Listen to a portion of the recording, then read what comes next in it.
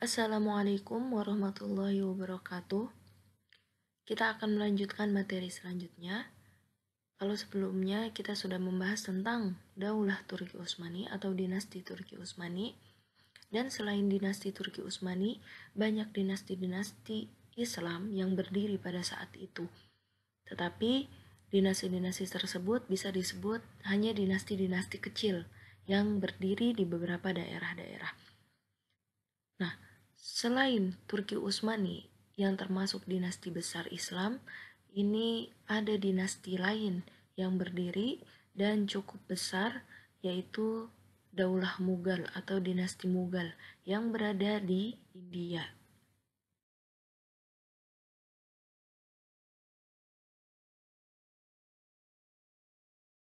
Yang pertama, kita akan membahas tentang sejarah lahirnya Daulah Mughal.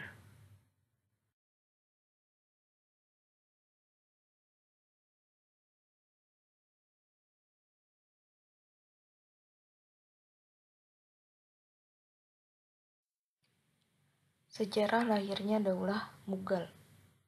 Sebelum Daulah Mughal menaklukkan wilayah India, masyarakat India sendiri sudah mengenal agama Islam dari abad ke-7.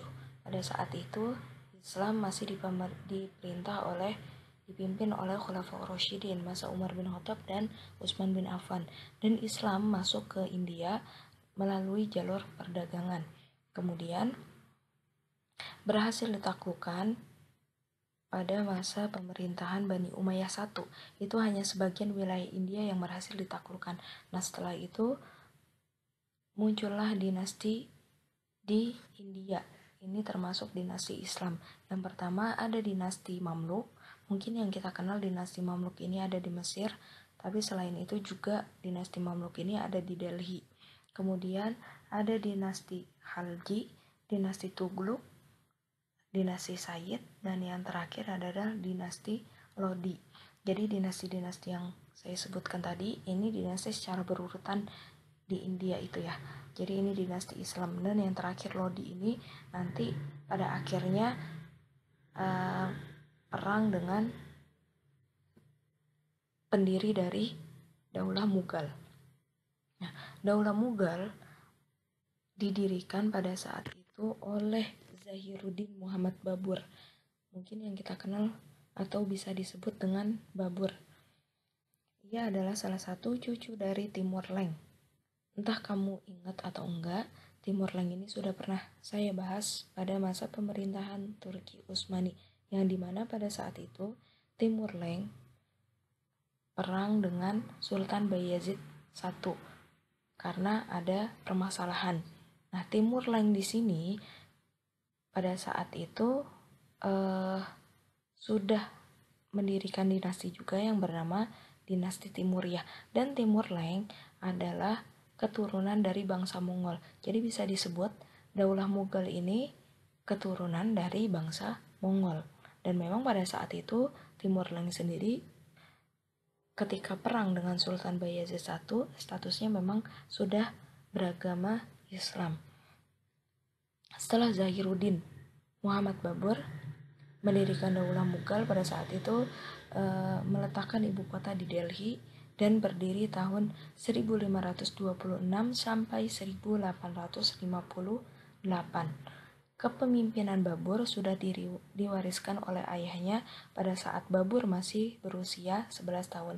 Jadi ayahnya itu bernama Umar atau Syahrukh Mirza, atau bisa disebut Umar Mirza. Jadi pada saat itu Umar Mirza sendiri berkuasa di daerah namanya Fargana, dan Babur sebagai anaknya sudah diwariskan kepemimpinan ketika umur 11 tahun, dan dia sangat punya ambisi kuat untuk menguasai wilayah Samarkand. Samarkand pada saat itu adalah kota terpenting di Asia Tengah pada saat itu. Dan yang pertama dilakukan oleh Babur ini sebelum menaklukkan India yaitu menaklukkan Samarkand. Akhirnya Samarkand bisa dikuasai pada tahun 1494. Kemudian, setelah Samarkand berhasil ditaklukkan, target berikutnya adalah Kabul. Kabul ini adalah ibu kota Afghanistan, dan setelah itu Kabul berhasil ditaklukkan. Kemudian Babur melanjutkan ekspansinya ke India. Jadi India pada saat itu dalam keadaan kritis di bawah pimpinan Ibrahim Lodi. Lodi ini yang tadi saya sebutkan, ada dinasti di India bernama dinasti Lodi, dan pemimpinnya pada saat itu bernama Ibrahim Lodi. Kondisi dalam negeri diliputi kekacauan. Kemudian paman Ibrahim Lodi yang bernama Alam Khan bersama Daulah Khan meminta utusan ke Kabul dan meminta bantuan Babur untuk menjatuhkan Ibrahim Lodi di Delhi. Sampai akhirnya kesempatan tersebut tidak disia-siakan oleh Babur, dan pada tahun 1525 Punjab, itu wilayah di India, juga berhasil ditaklukkan oleh Babur. Setelah Punjab dikuasai, Babur berserta pasukannya bergerak ke Delhi, sampai akhirnya penguasa dari dinasti Lodi yang terakhir yaitu Ibrahim Lodi akhirnya berhasil dikalahkan dan meninggal dunia beserta ribuan tentaranya dalam pertempuran dahsyat di Panipat pada tanggal 21 April 1526 Masehi. Karena pada saat itu Babur memenangkan pertempuran, nah hingga akhirnya berdirilah Daulah Mughal di India. Berikut ini silsilah dari penguasa atau pemimpin Daulah Mughal.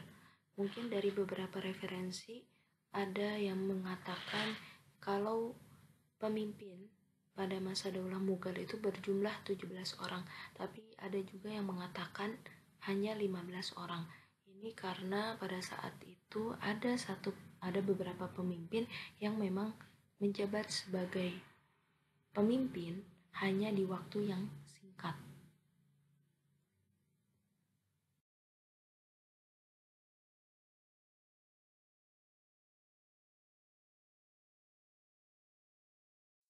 Selanjutnya yaitu para pemimpin masa dinasti Mughal. Yang pertama yaitu Zahiruddin Muhammad Babur pada tahun 1526 sampai 1530 Masehi. Zahiruddin Muhammad Babur atau yang disebut Babur menjadi penguasa pertama sekaligus pendiri Daulah Mughal. Pada masa pemerintahannya, seluruh kebijakan dikerahkan digunakan untuk membangun fondasi pemerintah. Pastinya ketika pemimpin pertama ini yang dilakukan pertama kali adalah membangun fondasi pemerintahan. Dan pada awal kepemimpinannya, Babur ini masih menghadapi ancaman pihak-pihak musuh, terutama dari kalangan Hindu yang dari awal memang tidak suka terhadap berdirinya Daulah Mughal. Jadi sebelum Daulah Mughal berkuasa, ini dinasti-dinasti Islam yang lain ketika berdiri di India ini tidak memaksakan masyarakatnya untuk memeluk agama Islam. Jadi memang masih banyak masyarakat yang memeluk agama Hindu. Dan orang-orang Hindu pada masa dinasti Mughal atau pada masa pemerintahan Babur ini menggalang kekuatan gabungan. Namun pada akhirnya Babur berhasil mengalahkan mereka dalam suatu pertempuran. Sementara di sisi lainnya, dinasti Lodi berusaha bangkit untuk kembali menentang pemerintahan Babur yang dipimpin oleh Muhammad Lodi. Lodi ini yang tadi sebelum dinasti Mughal berdiri, yaitu yang berdiri adalah dinasti Lodi. Dan dinasti Lodi berhasil ditaklukkan atau berhasil dikalahkan oleh Babur. Dan pada pertempuran di dekat Gogra, Babur dapat mengakhiri perlawanan Lodi pada tahun 1529 Masehi. Zahiruddin Muhammad Babur menguasai wilayah yang sangat luas, berbatasan dengan Kekaisaran Ming di timur atau Tiongkok, dan Daulah Safawiyah di barat Persia, dan Zahiruddin Muhammad Babur tutup usia pada tahun 1530 Masehi. Yang kedua yaitu adalah Humayun tahun 1530 sampai 1556 Masehi. Humayun ini salah satu anak dari Babur. Jadi Humayun melanjutkan kepemimpinan ayahnya yaitu Babur, dan Humayun memimpin Mughal kurang lebih 26 tahun. Daulah Mughal di bawah kepemimpinan Humayun bisa dikatakan sebagai masa konsolidasi kekuatan periode pertama. Dan Humayun juga masih banyak mendapatkan tantangan, di antaranya dari Bahadur Shah, penguasa Gujarat. Jadi pada saat itu juga ada dinasti Gujarat yang pada saat itu dipimpin oleh Bahadur, dan dinastinya ini bernama Muzaffarid. Nah, pada saat itu memang dinasti ini di bawah pimpinan dinasti Mughal. Akan tetapi Bahadur Shah ini ingin memisahkan diri dari kekuasaan Mughal. Dan setelah itu pada tahun 1450 Masehi, Humayun berhasil dikalahkan oleh Sher Khan dari Afghanistan. Humayun melarikan diri ke Persia yang saat itu dipimpin oleh Tahmasp, penguasa daulah Syafawi. Jadi pada saat itu Humayun melarikan diri ke Persia kurang lebih selama 15 tahun dan pada akhirnya kembali ke India setelah 15 tahun dan menyusun kekuatan di pengasingan. Dan daulah Mughal berhasil ditegakkan kembali di Delhi pada tahun 1555 Masehi setelah mengalahkan kekuatan Sher Khan Shah. Pada tahun 1556 Masehi, Humayun meninggal dunia setelah setahun sebelumnya berhasil mengembalikan kejayaan daulah Mughal. Kemudian yang ketiga yaitu Jalaluddin Muhammad Akbar 1556 sampai 1605 Masehi. Mungkin nggak asing dengar nama Jalaluddin Muhammad Akbar. Ini memang yang mungkin ada yang nonton filmnya, yaitu di film Joda Akbar. Nah itu di pemeran utama ada namanya Jalaluddin Muhammad Akbar. Nah istrinya sendiri bernama Joda Akbar. Itu memang ceritanya itu yang difilmkan itu ya memang cerita tentang dinasti Mughal, akan tetapi memang terlalu banyak cerita tentang percintaannya.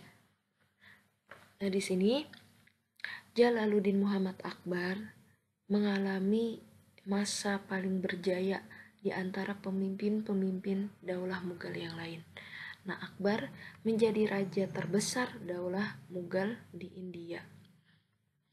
Dia lahir di Umarkot, Sind, pada tanggal 15 Oktober 1542. Akbar adalah pemimpin Mughal paling dikatakan paling maju pada saat itu, yang menggantikan kedudukan ayahnya ketika masih berusia 14 tahun. Nah, pada masanya dikenal sebagai masa kebangkitan dan kejayaan Mughal sebagai daulah Islamiyah terbesar di India. Dengan usianya yang pada saat itu masih sangat muda, Akbar ini memang mempercayakan urusan pemerintahan kepada Bairam Khan. Jadi walaupun pemimpin-pemimpin daulah Mughal diangkat menjadi pemimpin di umur yang masih muda, bukan berarti dia yang memang mengurus tentang masalah pemerintahan. Tapi mereka itu punya kaki tangan sendiri yang mengurus masalah pemerintahan. Mereka itu bisa disebut apa ya? Namanya dinasti. Ini kan harus dipimpin sama keturunannya, mau nggak mau. Walaupun pada saat itu anaknya masih di umur yang masih muda gitu. Jadi bukan berarti ketika di umur yang muda mereka itu harus mengurus segala hal tentang pemerintahan. Mereka itu masih punya kaki tangan sendiri.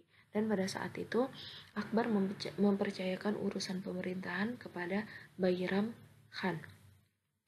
Beberapa ancaman yang dilakukan oleh sisa-sisa keturunan Sher Khan Shah yang sebelumnya yang dari Afghanistan yang masih menguasai Punjab berhasil diredam. Kemudian ancaman terbesar dari Himmu yang menguasai Gwalior dan Agra. para pemberontak berhasil memasuki kota Delhi dan kedatangan pasukan Himu disambut dengan peperangan dahsyat di bawah kepemimpinan Bairam Khan. Peperangan yang terjadi pada tahun 1556 Masehi tersebut dikenal sebagai Perang Panipat II. Dengan kemenangan tersebut, Arga dan Gwalior berhasil dikuasai oleh Mughal. Nah, setelah dewasa, Akbar kemudian mengambil alih wewenang pemerintahan dari Bairam Khan yang sudah memiliki pengaruh kuat di Mughal, dan wilayah kekuasaan Mughal pada saat itu sangat luas, meliputi daerah Chundar, Gond, Chittor, Rantabar, Kalinjar, Gujarat, Surat, Bihar, Bengal, Kashmir, Orissa, Deccan, Gawilgar, Narhala, Ahmadnagar, dan Asirgah. Namanya mungkin sedikit susah, saya juga mungkin dalam pengucapannya salah, ya bisa dibaca sendiri. Dan semua wilayah dapat dikendalikan dalam suatu pemerintahan militeristik. Karena pada saat itu memang yang diperkuat oleh Jalaluddin Akbar ini adalah dari atau dalam hal militer juga.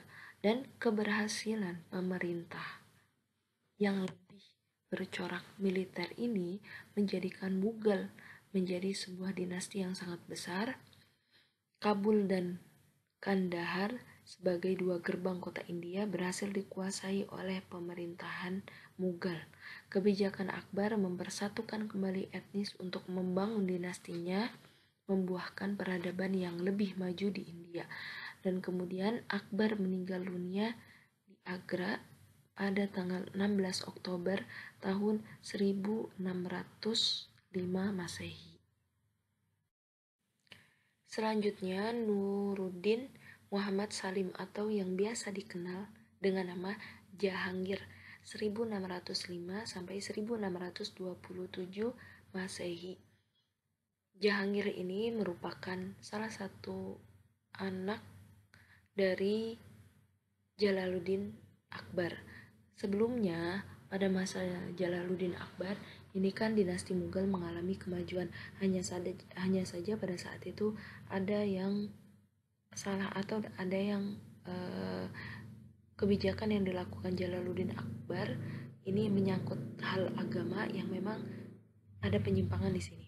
Jadi pada saat itu Jalaluddin Akbar mengumpulkan ulama Syiah, kemudian para pemuka agama Hindu, Persia, dan lainnya masuk ke tempat ibadah Akbar dan mengajaknya untuk mencampur semua agama yang kemudian dikenal dengan nama Din Ilahi.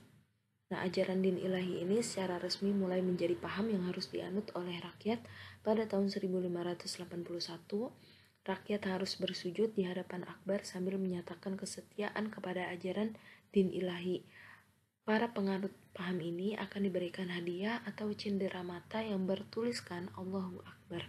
Jadi memang ini salahnya dari Jalaluddin Akbar. Memang Jalaluddin Akbar sendiri kan memang ada salah satu istri yang beragama Hindu, itu yaitu Joda Akbar. Itu Ratu Joda Akbar ini kan memang beragama Hindu, yang memang pada saat itu menikah karena ada urusan politik, karena hal politik. Nah, kemudian pada masanya Jahangir selaku anak dari Jalaluddin Akbar, ajaran yang tadi berkembang yaitu Din Ilahi ini ditinggalkan oleh Jahangir. Nah, Jahangir ini lahir tanggal 31 Agustus 1569 di Fatehpur Sikri. Jahangir berkuasa selama 22 tahun. Dengan didukung oleh kekuatan militer yang besar, kepemimpinan Jahangir ini menjadi lebih kuat. Semua kekuatan musuh dan gerakan pemberontakan berhasil dipadamkan sehingga seluruh rakyat hidup dengan aman dan damai. Ini masih meneruskan masa pemerintahan ayahnya. Jadi pada masa pemerintahan Jahangir ini, Daulah Mughal bisa dikatakan masih dalam keadaan maju. Nah, pada masa kepemimpinannya, Jahangir berhasil menundukkan daerah Bengala 1612 Masehi, kemudian Mewar, Kangra, dan usaha-usaha pengamanan wilayah serta penaklukan yang ia lakukan mempertegas kenegarawan yang diwarisi dari ayahnya, yaitu Jalaluddin Akbar. Dan Jahangir wafat dalam perjalanan dari Kashmir ke Lahore dekat Sarai Sadabad di Bimber pada tahun 1627. Jenazahnya dibawa ke Lahore dan dimakamkan di Sahdarabad. Kemudian selanjutnya yaitu Shah Jahan. Shah Jahan atau biasa disebut Shah Jihan atau Shah Jahan. Nah itu 1628 sampai 1658 Masehi. Shah Jahan ini lahir 5 Januari 1592, merupakan raja kelima Daulah Mughal di India. Tatkala masih kanak-kanak ia bernama Khurram. Kemudian nama Shah Jahan dikenang di atas kemegahan bangunan-bangunan yang didirikan tatkala menjadi raja. Jadi Taj Mahal yang mungkin kalian tahu itu memang bentuknya seperti masjid. Ini sebenarnya bukan masjid. Taj Mahal ini adalah bangunan makam. Makam ini dibangun oleh Shah Jahan untuk mengenang salah satu istrinya. Jadi memang penguasa atau pemimpin dari Daulah Mughal ini istrinya lebih dari satu, tapi ada salah satu istri dari Shah Jahan yang wafat, yang memang sangat dicintai oleh Shah Jahan. Pada saat itu Shah Jahan sangat terpukul dengan kematian istrinya hingga akhirnya membangun Taj Mahal. Taj Mahal ini makam untuk istrinya tersebut. Dan ada lagi yang dibangun yaitu Masjid Jama. Itu gambarnya bisa kalian lihat. Yaitu adalah dua bangunan megah yang diwariskan kepada dunia oleh Shah Jahan. Memang Shah Jahan ini sering disebut karena pembangunan Taj Mahal ini. Karena Taj Mahal salah satu ikon dari India sendiri. Nah, dari buku-buku sejarah kekhilafan Islam juga mencatat namanya sebagai penguasa yang berjasa pada peradaban Islam. Dan di masa kekuatan Shah Jahan, Daulah Mughal mencapai puncak kejayaannya juga. Ini masih melanjutkan pemimpin sebelumnya. Shah Jahan memelihara banyak ular berbisa. Ini gunanya apa? Karena ular-ular itu disediakan untuk menghukum para pembesar kerajaan yang tidak jujur. Jadi mereka yang melakukan pelanggaran dan merugikan kerajaan dan zalim kepada rakyatnya ini dihukum dengan diberikan ular-ular tadi gitu. Shah Jahan pada akhirnya wafat 2 Januari 1666 Masehi pada umur 74 tahun setelah menderita sakit keras.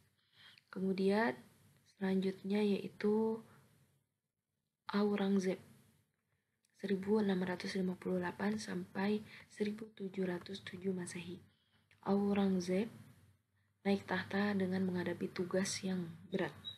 Karena pada saat itu kedaulatan Mughal sebagai etnis Muslim di India ini nyaris hancur akibat perang saudara.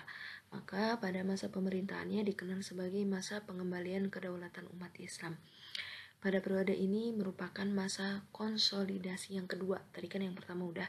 Kemudian masa konsolidasi yang kedua ini kerajaan Mughal sebagai sebuah kerajaan dan sebagai negeri Islam. Aurangzeb berupaya melakukan sentralisasi kekuatan dan mengendalikan lebih banyak urusan pemerintahan dari para pendahulunya. Pada masa pemerintahannya, Aurangzeb berhasil menaklukkan sebagian besar India Selatan dan membuat Mughal mencapai wilayah terluasnya, meskipun mayoritas rakyatnya tidak beragama Islam, lebih kepada Hindu ya pada saat itu. namun Aurangzeb mampu mempertahankan keutuhan wilayah kerajaannya yang meliputi seluruh anak benua India. Dan pada akhirnya Aurangzeb meninggal pada 1707 Masehi dalam usia 88 tahun. Ini mohon maaf jika banyak salah kata ya, karena memang nama-namanya itu cukup asing di lidah.